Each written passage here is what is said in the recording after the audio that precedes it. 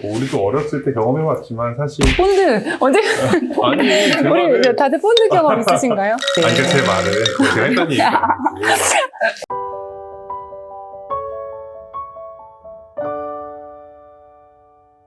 안녕하세요. 원스클리닉입니다.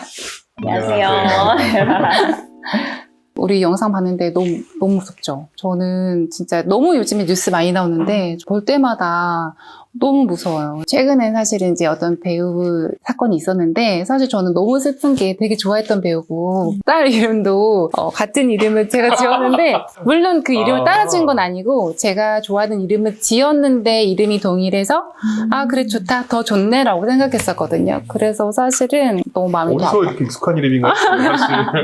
예전에 이제 어렸을 때 미국에 한번 갔는데 전 실제 총기 소리를 한번 들었거든요. 그리고 뉴욕에 있는 센트럴파크를 가는데 자꾸 담배도 아닌 것이 이상한 냄새가 자꾸 나는 거예요. 그 냄새가 다르다고 하더라고요. 냄새가 다르더라고요. 그래서 저도 이제 거기에 살고 있는 사촌한테 물어봤더니 그게 마리화나라고 얘기를 하더라고요. 그래서 이제는 우리나라도 사실 뭐 마약 청정국이라는 타이틀이 무색해지는 게 아닌가 싶습니다. 그 남자들은 여행 가서 한 번씩 이렇게 마리아나 펴보지 않아요? 원장님? 저는 정말, 어땠어요? 정말 의심이 많아서 혹시나 또 해가 될까봐. 아유, 몸은 하진 그래서 않았어요. 많지는 몸을 일이니까. 네. 맞아요. 그래서 이번에는 이제 저희가 마약에 관련된 얘기를 좀 해보려고 합니다. 우리 딸아이와 이름이 같은 그 유명 배우께서 대마, 프로포폴, 코카인, 그리고 케타민 이렇게 4종이나 이제 검출이 됐다고 하는데요. 이 마약을 하면 왜 안 되나? 막연하게 알고 있지만 좀 더 명쾌하게 설명을 좀 해줘 보실래요? 제가 간접적으로 냄새만 맡아봤던 마리화나라고 하는 대만은 성분은 테트라히드로 카나비놀이라는 성분과 칸나비디올이라고 하는 성분으로 이루어져 있는데 그 중에서 테트라하이드로 카나비놀이라고 하는 성분이 중독성이 있다고 알려져 있다고 해요. 대마를 피우게 되면 몸이 나른해지는 이완감이 느껴진다고 하는데요. 이런 것들 때문에 아마도 이제 담배보다는 대마를 피워서 내 긴장감을 해소하는 경향이 있지 않을까 싶어요. 뭔가 창작을 하는 그런 분들이 많이 이렇게 접하게 되고 그러나 봐요. 그리고 아무래도 신경과민한 시대잖아요, 지금이. 내가 뭔가 불안해지거나 일이 풀리지 않으면 또 그런 이완하는 성격이 있다 보니까 더 대마에 손이 가지 않을까 싶기는 하고요. 두 번째로 프로포폴이라고 하는 건 너무나 유명한 우유 주사잖아요. 보통은 우리가 뭐 수면 목적이나 전신 마취 목적으로 정맥 주사로 병원에서 주로 쓰이고 있죠.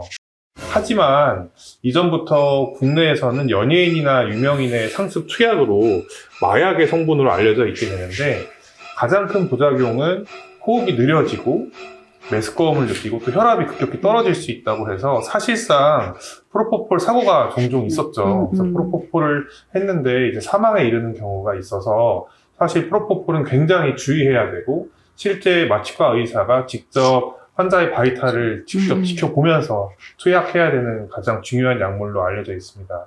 반복적으로 투약을 하게 되면 자꾸 내성이 생겨서 자꾸 더 많은 양을 요구하고 반복적으로 요구를 하게 돼서 만약에 중단하게 되면 불안해지거나 잠을 못 자거나 식은땀이 나거나 하는 그런 증상이 나타날 수 있다고 해요.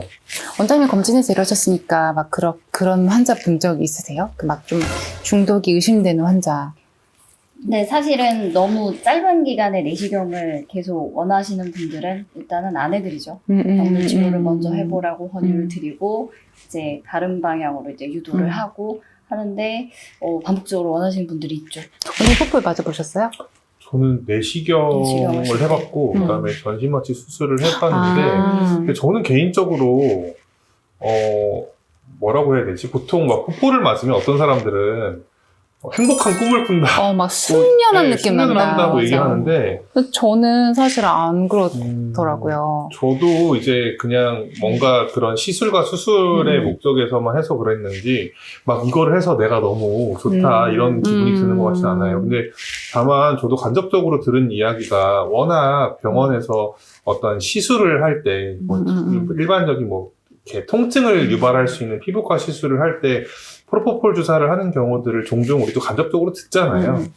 그래서 어떤 분들은 거의 뭐 반나절이나 한나절 정도를 내 몸에 이제 프로포폴 주사나 혹은 수면에 대한 것들을 자꾸 요구한다고 하더라고요. 그만큼 중독성이 강한 것으로 보면 될 것 같아요.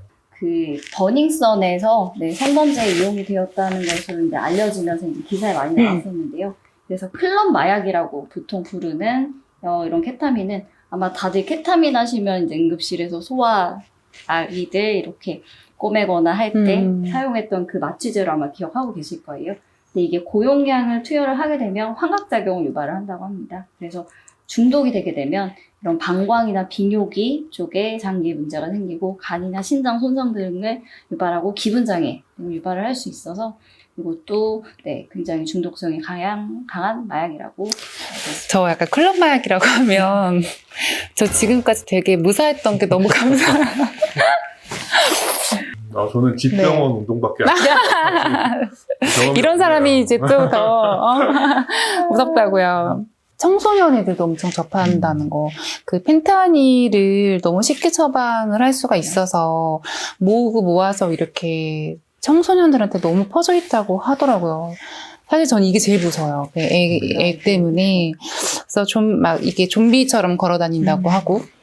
그런 것들이 너무 많이 퍼져 있어서 진짜 너무 무서운 것 같은데, 사실은 이게 얼마나 위험한지를 이제 청소년들이 알아야 되는데, 그게 극단적인 사실만 알고 자꾸 접하니까 더 무서운 것 같아요. 그래서 정말 소량만으로도 사망할 수 있는 굉장히 위험한 거기 때문에 정말 좀 조심해야 됩니다. 우리도 어렸을 때 경험해봤지만 사실 본드! 언제? 아니 우리 다들 본드 경험 있으신가요? 저 없어요. 옛날에 우리가 그래도 뭔가 환각, 뭐 이런 것에 대한 걸, 뭐 가스, 본드 정도였는데. 아니, 그러니까 제 말은 제가 했던 얘기가 아니고 어릴 때 네. 약간 청소년들은 이제 서로 유대감이라는 게 있잖아요. 그쵸. 그러니까 너랑 나랑 했는데 나만 안 하면 마치 소외될 것 같아요. 그런 물론 게 호기심도 있어서. 있고 뭐 아무래도 이제 젊은 나이다 보니까 어린 나이다 보니까 무조건 경각심을 가지고 남이 한다고 해야 되는 게 아니라 이게 정말 안 좋은 거면 하지 말아야 된다라는 걸 꼭 이야기하고 싶어요. 사실은 문제는 뭐 다른 나라도 문제가 많긴 하지만 우리나라는 마약에 대한 형벌이 너무 가볍잖아요. 그러니까 초범이라는 게 사실 있을 수 없는데 한 번 하면은 마약은 아예 못 끊는 거라서 그냥 마약을 시작하면 마약으로 죽는 거라고 우리가 얘기를 하는데, 초범이라서 집행유예가 된다거나 이런 거는 너무 무의미하게 또 마약할 수 있게 풀어주는 셈이 되니까 그냥 정말 그게 제일 문제인 것 같아요, 저는. 마약을 또 접하는 사람들은 또 집단화되는 경향이 있다고 해요. 또 집단화되게 되면 또 그러한 집단에서 또 추가해야 될 사람들을 또 막 찾거나 뭐 이것들을 또 이렇게 모르게 또 투여하는 경우도 있다고 하더라고요. 그러니까 그게 제일 무서운 것 같아요. 모르고 투여되는 네. 경우. 왜 나쁜 것들은 자기네만 하면 되는데 에이, 굳이 왜 이렇게 그럴까? 하려고 하는지는 모르겠지만 그만큼 뭔가 심리적인 불안감이 있어서 더 그런 것 같기는 한데 원장님 되게 간접적이라고 강조하시네요. 정말 간접적으로 듣기만 했는데 근데 제가 이제 병원을 운영하면서 들었던 가장 많은 이야기들이 왜 우울하고 불안하고 수면을 못하는데 가정의학과로 오는 이유가 전 제일 많이 들었던 게 그거였거든요. 신경정신과 예약이 너무 많이 길어서. 예약이 길어서. 그래서 가정의학과는 빨리 진료를 볼 수 있어서 오게 된다라는 이야기를 가장 많이 들었던 것 같아요. 근데 그만큼 사실 문턱이 높잖아요. 이런 진료를 그죠. 보는 것 자체가. 서양의 어떤 나라들은 내가 주기적으로 그런 심리 테라피를 찾아가서 내 얘기도 하고 상담도 하고 치료도 한다고 알고 있는데 우리나라도 좀 그런 것들이 있으면 그런 사회적인 심리적인 서포트가 또 되지 않을까 싶기는 하거든요. 그리고 일단 정신과적인 질환이 있고 정신과를 드나든다라는 게 아직은 되게 사회적 인식이 자유롭지는 않아서, 저는 제일 많이 들었던 게 이제 정신과 아직은 가고 싶지 않아서, 그래서 그냥 늘 저한테 평범한 약물을 타러 오시는 분이 조심스럽게 이런 얘기 꺼내도 되냐라는 그런 얘기부터 먼저 꺼내시는 것 같아요. 그래서 정말로 조금 사회적 인식에 대한 아직은 그런 어려움도 있는 것 같고, 그래서 아마 저희가 또 해야 될 일들이 또 그런 것들 다 아우를 수 있는 그런 좀 편안한 심리 상담 센터 같은 것들을 같이 구축하는 게 아닌가 생각이 듭니다. 그래서 저희가 또 그런 것들 준비하고 있습니다. 오늘은 요즘 사회적으로 좀 이슈가 되고 있는 마약에 관련된 이야기를 함께 나눠보았는데요. 저는 이제 의사이기 때문에 좀 잘 그래도 알고 있는 내용이긴 하지만, 시청자분들이 이번 영상을 보시고 이런 위험성이 있구나. 절대 마약은 손대면 안 되는구나. 이런 생각들을 조금 해주셨으면 좋을 것 같습니다.